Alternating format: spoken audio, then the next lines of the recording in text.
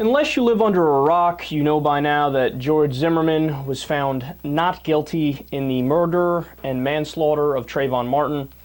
There's no reason to beat around the bush. Plain and simple, I think the jury made the wrong decision. So I went back and read all the articles on what happened that night to see if maybe I missed something, and I didn't miss anything. So let's walk through this one more time.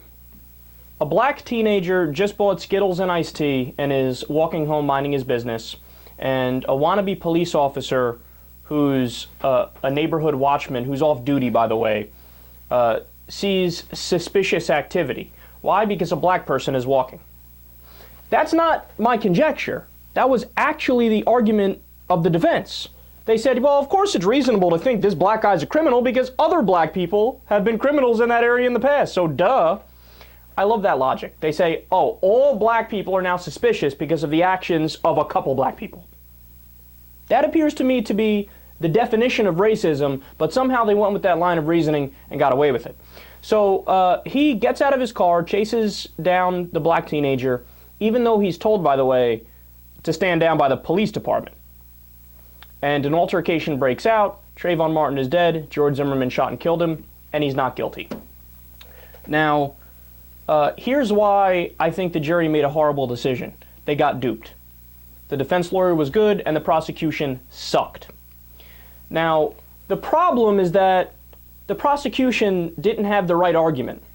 The prosecution, if I was the prosecuting attorney, what I would have done the entire case, from beginning to end, I would have came back to the same fact. The fact is, George Zimmerman was told to stand down by police officers, and he pursued anyway. Therefore, anything that happens after that point is on him. Now, the problem is that the defense kept talking about the altercation and suggesting, well, you know, Trayvon was beating George's ass, so he thought it was made sense to kill him to save his life. Now, whether or not you believe that is one thing, but the bottom line is that the altercation wouldn't have happened if George Zimmerman didn't stalk Trayvon against the wishes of the police department that told him to stand down. If you repeat that over and over, he was told to stand down by the cops and he didn't. He was told to stand down by the cops and he didn't. Then it becomes abundantly clear it is more likely than not that the altercation was started by George Zimmerman and Trayvon Martin was the one who was defending himself. So it's obviously a very sad day, and this has many societal implications. Because, of course, if I was a black parent, I wouldn't want my kid to walk to the store alone. I wouldn't. Because, oh, some wannabe Chuck Norris asshole / Steven Seagal wannabe could just kill him and then say he started it. And that's it. That's it. Doesn't matter that Trayvon Martin was 17 and unarmed and none of that. No, they just say, well, we don't know exactly how the altercation started. It might have been that the unarmed teenager who was minding his business was the one who started the fight. So here's an interesting question. How would this case have been different if the roles were reversed and George Zimmerman was black and Trayvon Martin was white? How would they be reacting on Fox News if, for example, George Zimmerman was a Muslim and Trayvon Martin was white? I could see the script flipped 100%. Where they'd be like, oh my God, is this an act of terrorism? It was a Muslim, and it was a poor little white teenager who was unarmed. He had Skittles and iced tea. So, but when it's a white guy, and spare me the, oh, he's Hispanic. He's half Peruvian, half white. The law enforcement officers, when they first got to the scene, called him white. They were sure he was white, right? So when it's a white guy and a black teenager, well, then you get off and you don't have to worry about it. Now, is it speculation to say what I just said? That, hey, you know, if the roles were reversed, maybe it would have been a different outcome. Well, let's take a look. There is a woman by the name of Marissa Alexander, lives in Florida. She was threatened by her boyfriend, so she had a gun. She fired it into the air, a warning shot, to let him know, get away from me, I'm serious. She went to trial, got 20 years in prison. Of course, she rejected a plea deal because she didn't want to spend any time in jail because she said, I was just flat out defending myself. I shot in the air. And a jury said, nope, sorry, you get 20 years. Other than that, John McNeil, He's a black man.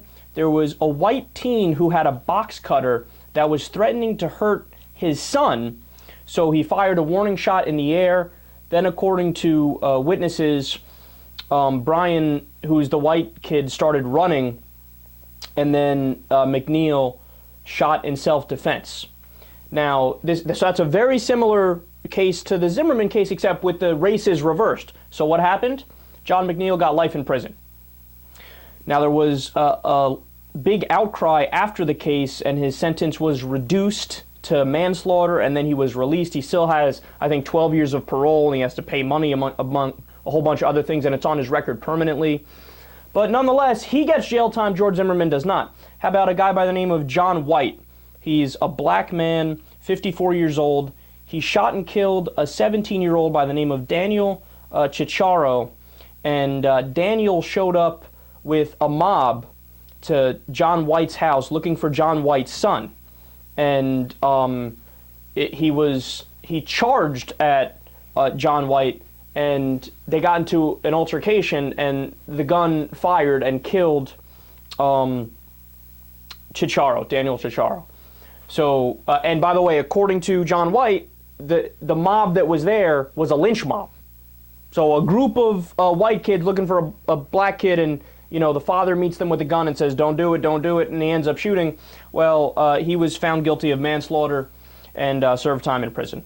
So when you flip the script, and it's a black man and a white teenager, look, every single time there's guilty. But when you go the other way, and it's George Zimmerman and Trayvon Martin, and the facts are overwhelming, nope, not guilty, you're released, and he's given back his gun.